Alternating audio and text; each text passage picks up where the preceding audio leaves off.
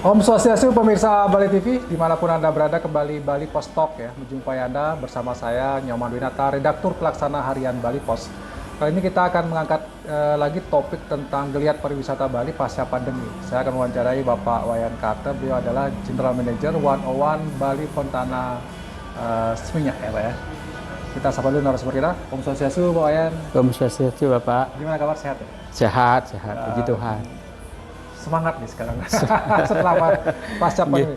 Mungkin di 101 Bali ya, Fontana Seminyak ya. Betul. Gimana kabar perkembangan, sudah mulai ada tamu dan okupansi rate-nya seperti apa Pak?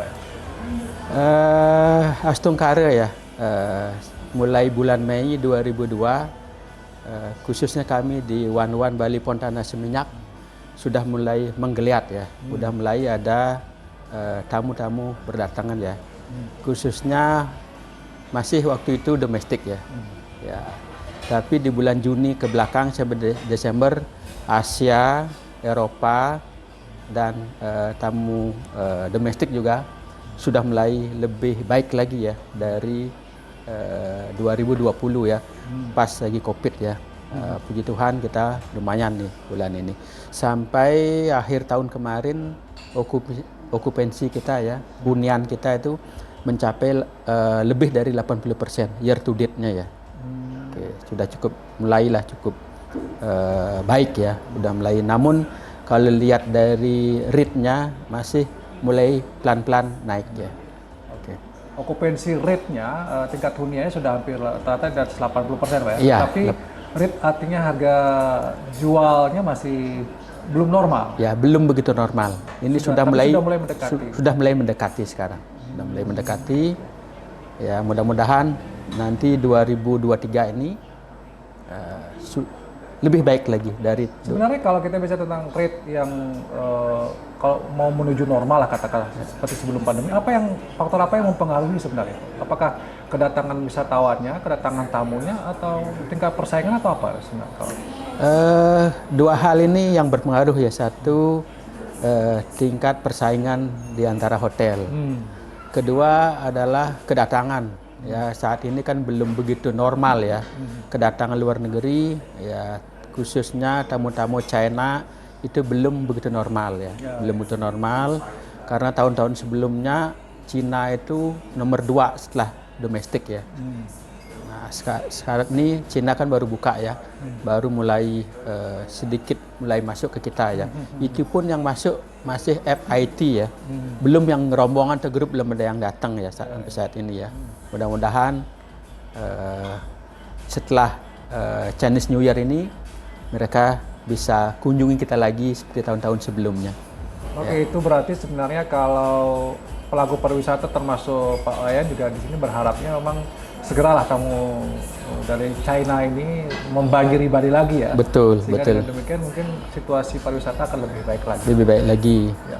Okay. Tapi mungkin ada sedikit cerita tapi tidak bermaksud untuk mengulik rasa artinya susahnya waktu COVID ya Pak Wayan. Betul. Tapi saya dengar hotel ini selama COVID tetap buka ya ternyata ya. Betul. Apa yang menjadi pertimbangan dan bagaimana kondisinya waktu itu Pak? Mungkin bisa cerita sedikit. Aduh, kalau flashback lagi waktu zaman COVID, kadang-kadang kita sangat sedih ya. Sangat sedih ya, karena apa? Mengingatkan 2 tahun yang lalu, pas lagi dropnya itu, sama sekali tamu hampir nol ya. Paling hunian itu isi 5 kamar, 10 kamar itu ya. Namun kami tetap bersyukur bisa buka dan KP ini ya, Shani KP ini buka masih bisa jalan normal ya. Karena di luar sana KP-KP yang lain tutup ya. Kami yang buka sini masih bisa dibantu dari KP ini. Kenapa kami memilih untuk buka ya? Satu, kalau kami tutup memang dari segi kos kami akan ringan ya. Tapi dari segi bangunan ya kan perlu perawatan ya. Kalau bangunan kosong, tidak dirawat, tidak dibersihkan, makanya akan jadi rusak ya. Ya, maka kami waktu itu dengan mensiasati gimana cara bisa survive, ya kami buka ya dengan apa yang kami bisa lakukan, terutamanya maintenance ya. Ya, dengan harapan kalau udah keadaan mulai membaik, kami ready untuk menerima tamu. Ya, akhirnya memang terbukti teman-teman yang lain ketutup, mereka recover lebih lama. Dan kami waktu itu udah ready untuk menerima tamu. Begitu dibuka gerbang gate, orang tamu-tamu datang dengan lebih leluasa. Ya. One spontananya lebih cepat ya. Ya, lebih langsung cepat merespon langsung ya. ya. Langsunglah kami dapat bisnisnya. Dan strategi itu luar biasa ya. Ya, kami bisa terima bisnis langsung lah. Gitu. Tapi waktu itu memang susah ya Pak ya. Ada yang sampai nggak digaji atau bahkan manajer juga jadi security gitu ya. Betul, waktu itu emang digaji ya, tapi emang kita atur lah. Tetap dapat gaji ya, tapi kita atur lah gimana cara perhitungannya. Ya waktu itu kami terapkan istilahnya multitask. Ya, hari ini jadi waiter, besok jadi penopis, besok lagi bisa jadi security, besok muter-muter untuk bisa kami survive ya. Karena apapun yang kita lakukan agar bisa bertahan lebih lama, ya apapun itu kami harus lakukan. Baik. Ya. Dan itu salah satu strategi bertahan di kondisi yang sangat luar biasa susah ya waktu itu. Betul, betul. Mungkin ini juga menjadi pelajaran penting juga buat stakeholder atau pelaku pariwisata yang lainnya Pak ya, ketika menghadapi hal yang sama. Baik, kita bicara tentang oke lah itu masa lalu ya. Masa kini sudah tadi. Nah, yang akan datang kira-kira ada strategi khusus atau kita mulai dari sebenarnya kalau segmen tamu yang paling banyak di hotel ini apa, kemudian ada tidak yang segmen-segmen baru yang mulai digarap ya, melalui dengan promosi-promosi seperti apa Pak? Iya. Saat ini kami tetap maintain dulu yang domestik ya. Domestik tetap kami maintain karena hampir 70% adalah customer kami dari domestik. Di samping itu kami saat ini sudah melakukan promosi baik ke domestik, internasional juga kami lakukan promosi. Bulan kemarin Januari kami telah melakukan sales call ya ke Vietnam ya, ke Ho Chi Minh ya. Ho Chi Minh ya, untuk mempromosikan properti kami ya dengan customer. Dari Bali kami bergrup ya dengan hotel yang lain, itu ada 26 hotel ya yang ikut, terus di supervisi oleh satu agen ya yang di Bali. Di sana di Ho Chi Minh di Vietnam kami ketemu dengan 35 agen ya. Terus termasuk ada di bawahnya itu sub agentnya lagi, in total jadi 80 lebih ya. Ya kami sampai sempat waktu itu bersilaturahmi dengan KJRI ya yang di Ho Chi Minh ya. Ya, Konsulat Jenderal di Ho Chi Minh. Ya, untuk beliau di sana bisa promosiin kami yang ada di Bali ya, properti yang di Bali ya. Karena di Bali ini hampir 80% lebih ya kami hidup dari hospitality. Ya. Kalau hospitality hotel itu redup, ekonomi juga redup ya. Tapi pertanyaan pentingnya mungkin ini agak ini. Biasanya kan kalau tamu asing ya yang Australia, China itu sudah biasa ya. Asia mungkin ya, Malaysia udah pernah kita dengar, India ya. Iya, betul. Tapi kalau Vietnam ini kan juga agak sedikit. Kenapa? Apakah Vietnam kemudian sekarang menjadi sebuah pasar yang cukup, artinya penduduknya banyak yang bepergian ke luar negeri sehingga ini menjadi target sasaran juga Pak? Ya, kalau kita lihat dari tren yang sudah lewat ya, karena mereka yang paling datang pertama. Ya, mereka yang paling datang pertama. Setelah itu baru disusul dengan Australia ya. Australia juga udah. Ya, mereka datangnya bergrup. Di samping bergrup di samping FIT ya. Karena kami kan perlu volume dulu ya. Nah, kami perlu volume, nantinya grupnya kita ambil. Ya, gitu. Artinya memang warga Vietnam memang sudah banyak yang bepergian keluar negeri, termasuk juga Bali. Iya, betul. Dan Bali menjadi salah satu favoritnya bagi orang Vietnam ya? Karena di Bali itu kan banyak destinasi baru ya. Ya, sebelum dulu belum ada namanya pantai Pantai Melasti, belum ada dulu. Udah ada tapi belum tertata. Sekarang udah bagus.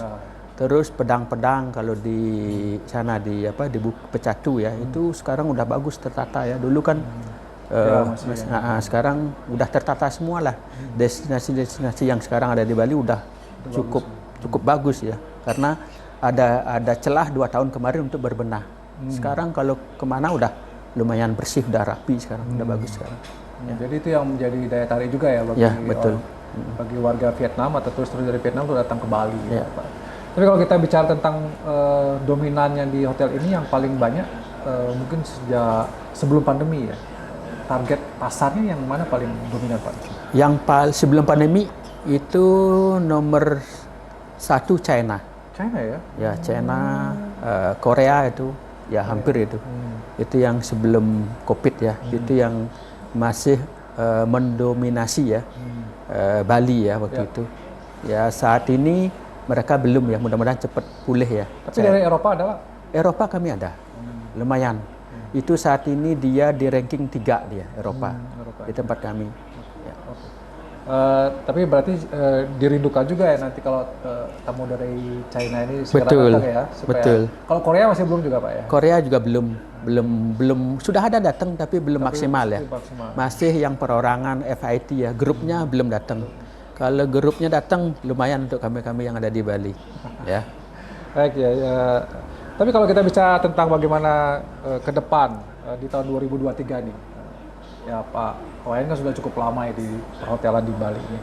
Melihat prospek ke depan untuk pariwisata Bali optimis atau gimana Pak? Karena kan kita tahu nih selama ini dengar-dengar mau ada krisis ekonomi global lah, ini juga akan mempengaruhi pariwisata Bali, agak gelap juga katanya kondisi. Yeah. Tapi kalau Pak Wayan melihatnya gimana Pak? Gejala-gejala yang sekarang kalau diprospekkan ke depan, optimiskah atau pesimis? Ya, kalau kami di hospitality khususnya ya sangat optimis ya, sangat optimis ya. Kalau melihat dari tren yang dari Mei tahun lalu sampai Desember closing kemarin, kami sangat optimis. Ya ke depan bisnis tourism akan lebih baik lagi ya. Mudah-mudahan dari government ya, dari khususnya dari Kementerian Pariwisata bisa support kami. Ya paling enggak dibantu untuk promosi-promosi, khususnya untuk kami yang ada di Bali, agar kedepannya tourism lebih stabil ya. Karena kemarin 2019 terakhir, 2020 yang sangat terpuruk, 2021 sedikit naik sedikit. Nah sekarang 2023 lumayan lah untuk kami. Mudah-mudahan ini bisa di-maintain dengan baik, kerjasama antara dari level yang masyarakat paling bawah sampai masyarakat ke atas untuk membuat situasi ini lebih kondusif, lebih baik, dan para tamu pun kalau melihat situasi baik, bagus, terus budaya tetap berjalan dengan baik, itu kami sangat optimis tourism Bali akan bangkit kembali seperti tahun 2019-an. Ya.